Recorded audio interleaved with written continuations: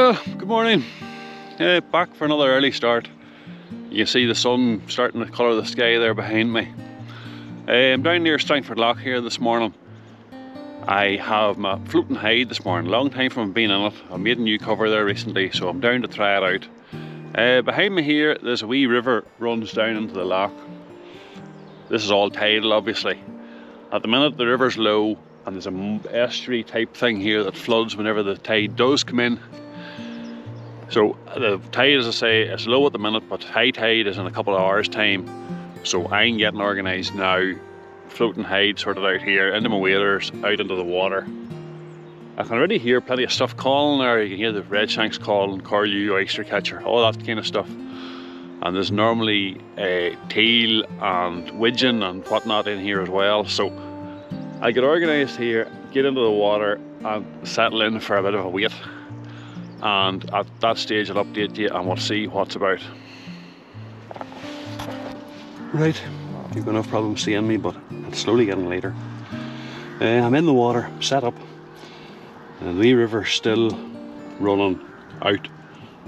When the tide starts to come in the river, it'll stop obviously, and then it'll actually run in the other way as the tide comes in. A bit of light coming there now. You can see on the back of the camera, that's the sky reflecting off the water there. And that's the wee river running out in front of me. At the minute, again you'll not see here, that's me sitting in the water, but I'm only 4 or 5 inches deep. I'm just kneeling at the minute. But if I could get something into that now, I was probably 15 minutes late at getting down this morning. Traffic was stupid. I don't know how people bother all the time travelling. It's like it's an hour from me down to here, slightly over an hour this morning. But the traffic was stupid. But anyway, I'm used to doing that and being a Sunday morning, there's less traffic about. So, right, we'll keep watching. At the minute there's a few redshanks knocking about, but there's none of them down near the water. If you can see there, that's the height of the mud bank. You know, as the tide comes in, the water goes up a couple of feet. I'll then be level with the mud that surrounds this wee river. And that's where there's always lots of godwits, curlew, redshank, greenshank, ducks and stuff. So, we'll wait here just as the tide rises and see what else comes in.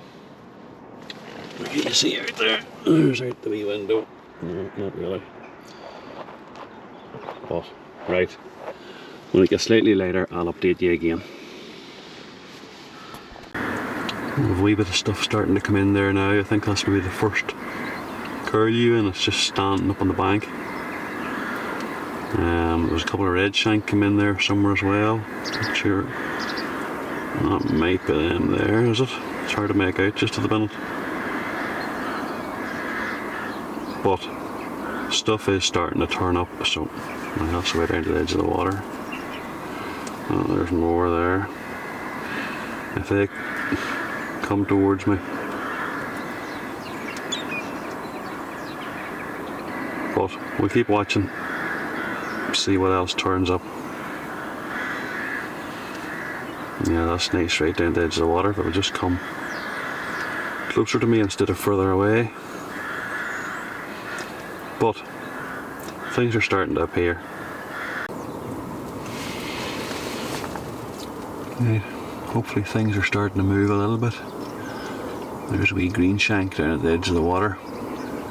It's still a good bit downstream from me, but at least it's there. A few curlews calling there. I think they're actually up on the mud, but you can see the height of the bank there, and then I can't see over it. As the water level rises, I'd be level with that, but at the moment I'm still a couple of foot or more lower than it. And then I'm going to have to watch the tide because I could end up out of my depth. So as the tide rises, I'm going to have to move up onto the mud. There's a hooded crow as well. There was a good few curlew calling there, but I don't hear them now, of course, as soon as you start to record. Well, that redshank's working its way downstream from me, but or greenshank rather. And there's the focus on him.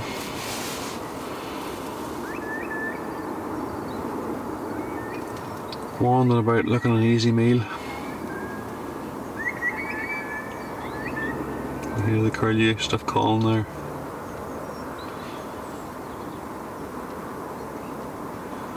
But that's all that's within range of me so far. There's the godwits there.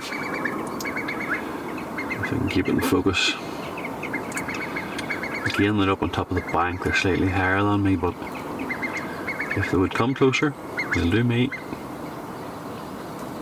And the tide's coming in, the river's still running downstream, but hopefully it'll soon be turning. Yeah, that's nice there now. That's the red shanks giving off. They're always giving off about something. And the curlew calling. And there's actually a little egret, I spotted it. It's in the stream that I'm in. A good bit on further down, so I'm hoping maybe it works its way this way.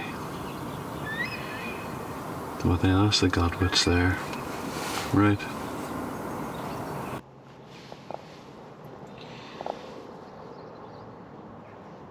There's my view at the minute in the back of the camera. A couple of red shank there. There's an egret there somewhere. There's plenty of curlews, but still down the bank. But anyway, I'll try to show you kind of the setup here. That's the camera. That's mounted, and it's hard to see. It's just mounted on a swivel tilt head for actually a monopod. I have a hole there at the front, the lens is just out through it. I have a wee window there looking forward, and then a window here at the side. And I can see out okay, but nothing I can really see in. And all the way one here, and then the back is where I come in. That's me. Behind me there I have a velcroed too. There's a split right down the middle of the back. It's just like a wee tunnel barn almost. When I first made the floating hide, I had a cover made. It was just a tarpaulin over the top of it, but then all the corners were folded in. I had tied together with cable tied to take the slack out of it. It was untidy. I had a camouflage net pinned to the outside of it. It was loose no matter where you took it. It caught in branches, it caught on stuff, it caught in the van trying to get in and out. So I bought that waterproof camouflage material,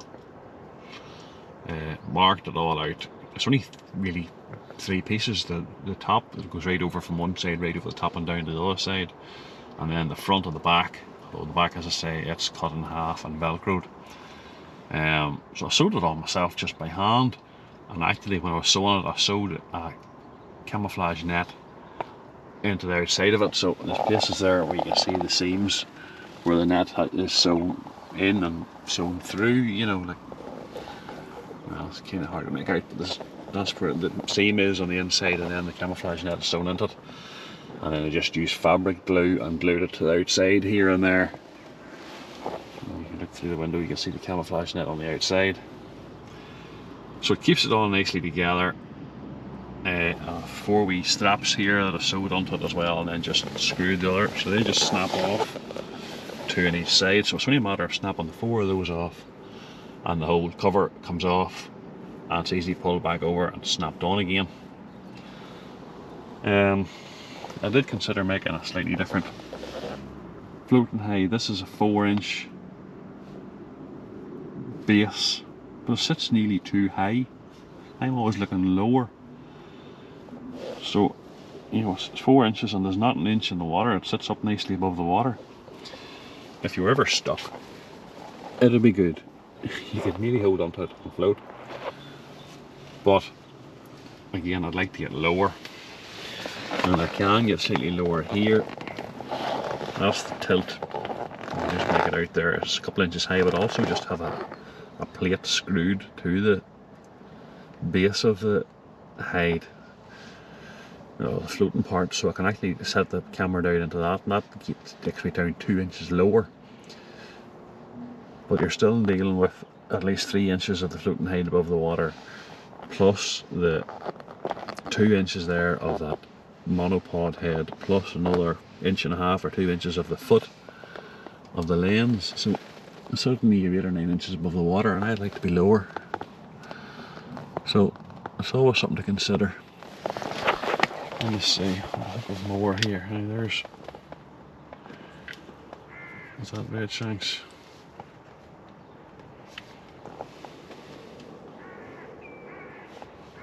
There. Right, so there's bits and pieces. There's another one on the top of the hill there. So I'll put this camera away again and have another look around here and see what's appearing. The water is getting deeper, so the tide's coming in now. Originally the tide was always trying to float downstream, and that has stopped, so the tide coming in is counteracting the stream. There's Curlew calling again. Right, so I'll have another look around here and see what's happening, or see what I can see.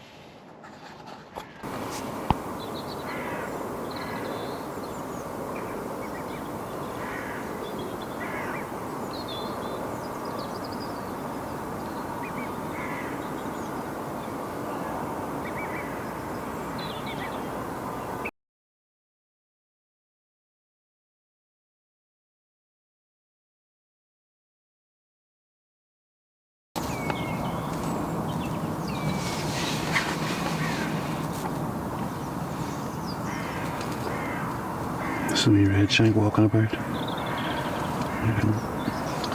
I'm floating that much now that I'm nearly up level with the mud, which is what I wanted. I'd just like more birds. But, right. Try to get a few photos here.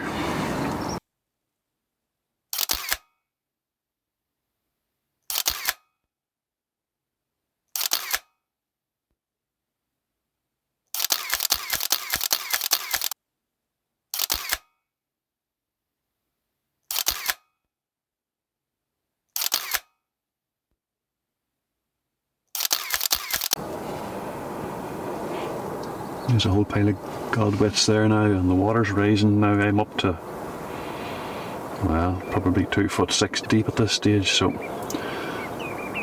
where it was uncomfortable, nearly crouched on my knees, I'm now getting higher and higher, and when you get up to where you can stand, it's probably the most comfortable at that stage. But again, I do have to watch how deep it gets. I might have to retreat backwards then at that stage. Right, I'll get a few more photographs of these godwits. I'm at eye level now with the godwits, which is normally hard to do. And we'll get a few photographs here now.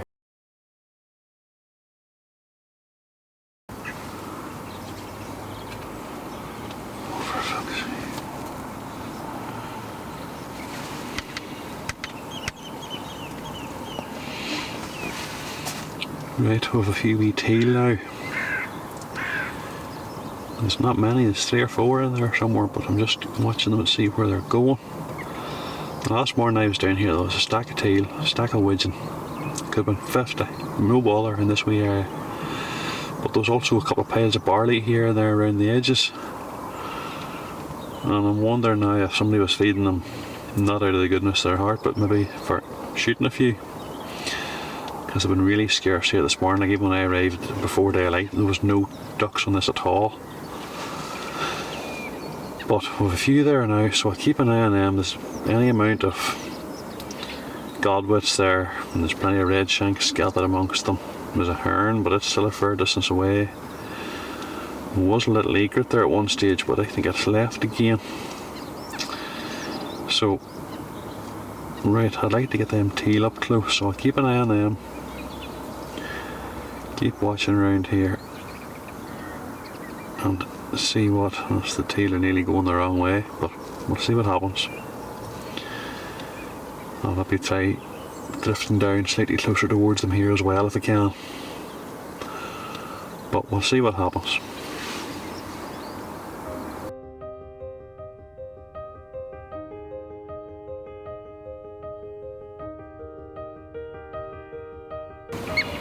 The oyster catcher fairly close to us there. So, I'll turn this off now and take a few photographs again if I can get it close.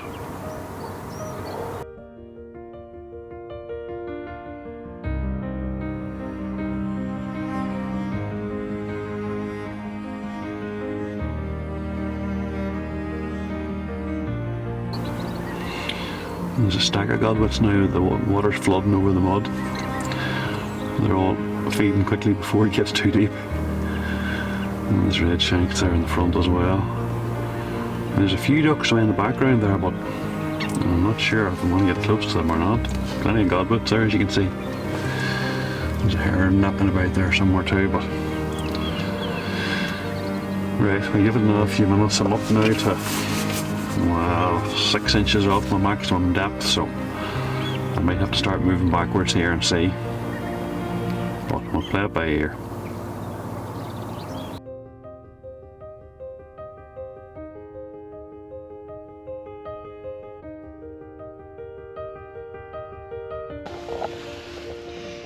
Aye, well, tide's well in now. I've done a few updates there to the camera, so bits and pieces slipped together. Maybe we'll get something out of this.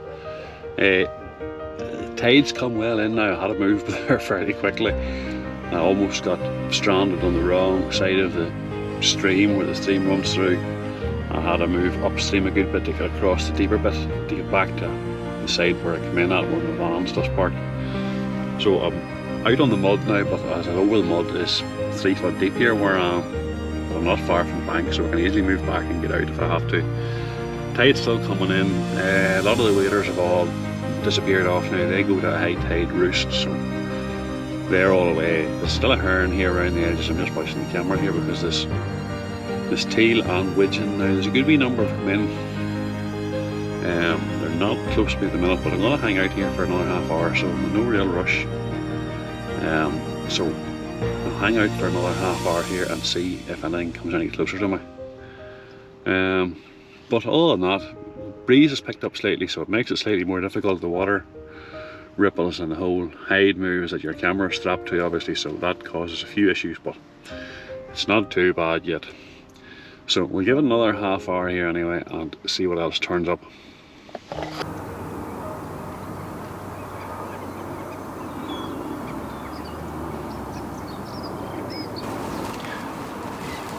That's the heron we'll have just keeping an eye on things.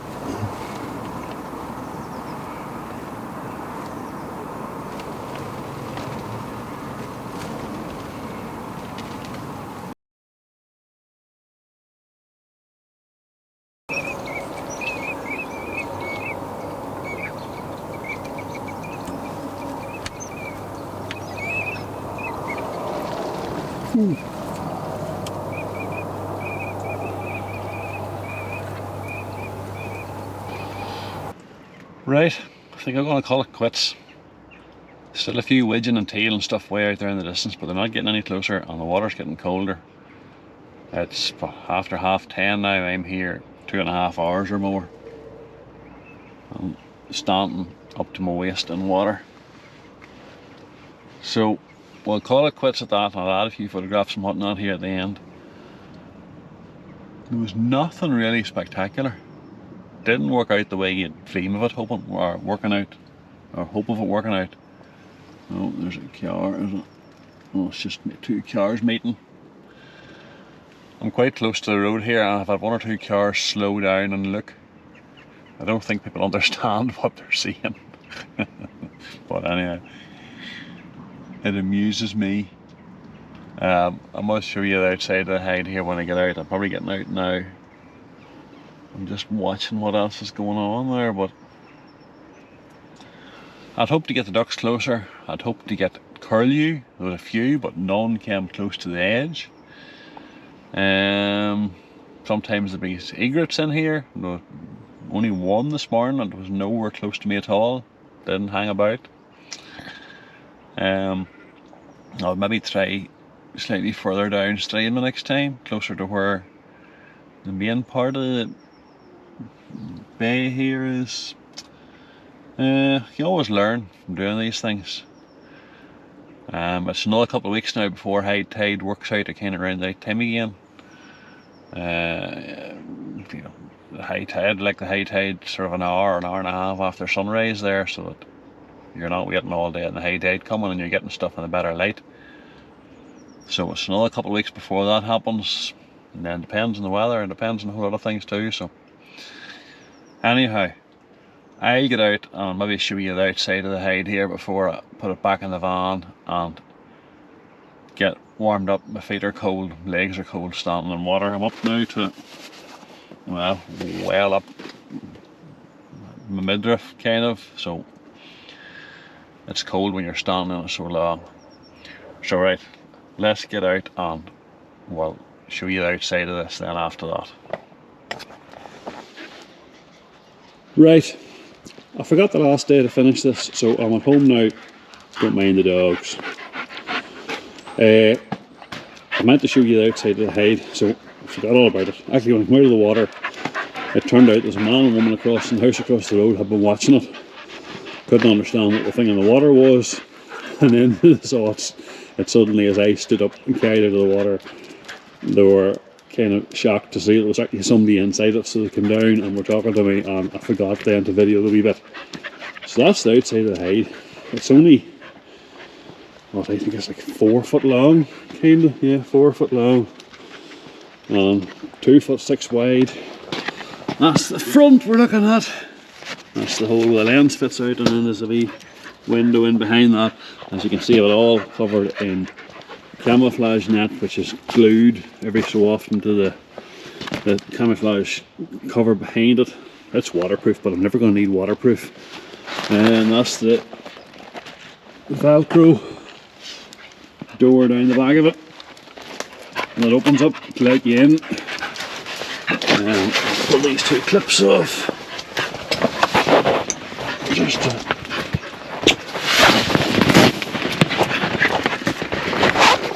and then the cover just folds off like that. The frame is just made of water pipe, 25mm water pipe. Fittings are just water pipe fittings, so there's just this one end and the same at the other end, and just it's only 5 pieces of pipe, and then it's very easy screwed together and screwed apart if you want to do anything with it. As I say, that was these straps there, one on each side, that slip onto the inside of the thing. Don't mind my stupid collar. That was the German Shepherd. That was the tripod head, and that was just the flat plate. I have another wee tripod head in the corner there for mounting my GoPro to if I want to. And then, as I say, looking out the front, so it's quite simple. And then that's nice, it's just all hand sewn. And the tarpaulin, jump on the camouflage net, caught on the seam just to keep it all together. So pull that back over that again.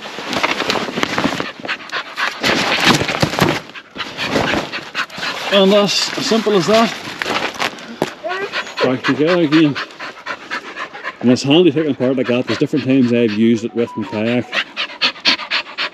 Sky, there's nothing there. Oh, that's stupid dog. I can take it apart, the 5 pipes, just throw them into a wee bag or whatever along with the cover, and the base sits in the back of the kayak, and the whole thing just straps on if I want to kayak around to somewhere and use it. So there's no weight on it. So as I say, that's just showing you what the floating hide looks like from the outside. Right, hope you enjoyed the video. I'm trying to get a few more out. I have another project starting now at home in the next week or 2 where I'm building a wildlife pond, so I'm going to try to video that as well. So thanks for watching along. If you want to subscribe and see what else is coming up, I would greatly appreciate it. Thanks very much.